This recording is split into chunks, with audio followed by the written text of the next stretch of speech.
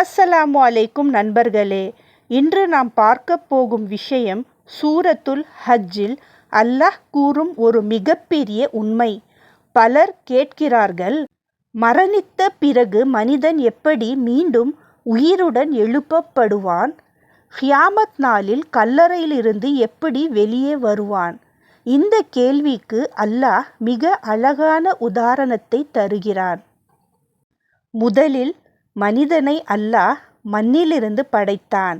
பிறகு ஒரு சிறிய துளி நீரிலிருந்து மனிதனின் ஆரம்பத்தை உருவாக்கினான். அந்த சிறிய துளி தாயின் கருப்பையில் பாதுகாக்கப்படுகிறது. பிறகு அது சிறிய கருவாக மாறுகிறது. அதற்கு அல்லாஹ் எலும்புகளை உருவாக்குகிறான். அதன் மேல் சதையை உருவாக்குகிறான்.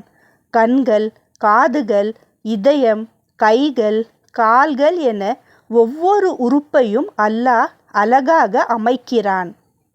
கருவில் இருக்கும் குழந்தைக்கு யார் உணவு கொடுக்கிறார்கள்? யார் அதை பாதுகாக்கிறார்கள்? யார் அதற்கு உயிர் கொடுக்கிறார்கள்? இவை அனைத்தும் அல்லாஹ்வின் சக்தியால் மட்டுமே நடக்கிறது. ஒரு குழந்தை பிறப்பதே அல்லாஹ்வின் மகத்தான அடையாளமாகும்.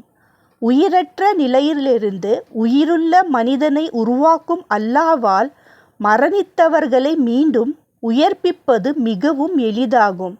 மேலும் அல்லாஹ் நமக்கு இன்னொரு பாடத்தையும் காட்டுகிறான். சிலர் இளம் வயதிலேயே மரணமடைகிறார்கள். சிலருக்கு நீண்ட ஆயுள் கொடுக்கப்படுகிறது. 80, 90, 100 வயது வரை வாழ்கிறார்கள். வயது ஆக ஆக பலம் குறைகிறது.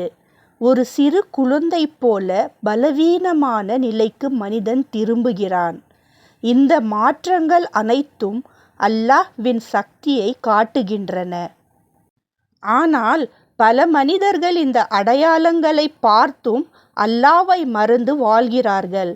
நம்மை படைத்தவன் அல்லாஹ், நம்மை பாதுகாப்பவன் அல்லாஹ், நம்மை மறுமையில் மீண்டும் உயிர்ப்பிக்கப் போகிறவனும் அல்லாஹ். எனவே நண்பர்களே, அல்லாஹ்வுக்கு நன்றி செலுத்துவோம். அவனை மட்டுமே வணங்குவோம். 5 நேர தொழுகையை சரியான நேரத்தில் தொழ முயற்சி செய்வோம். இந்த உலக வாழ்க்கை ஒரு சோதனை என்பதை நினைவில் வைத்துக் கொள்வோம். ஒரு நாள் நாம் அனைவரும் அல்லாஹ்வின் முன்னால் நிற்க வேண்டியுள்ளது. அல்லாஹ் நம் அனைவருக்கும் நேர்வழியையும் நல்ல முடிவையும் வழங்குவானாக. ஆமீன். இந்த வீடியோ பயனுள்ளதாக இருந்தால் ஷேர் செய்யவும்.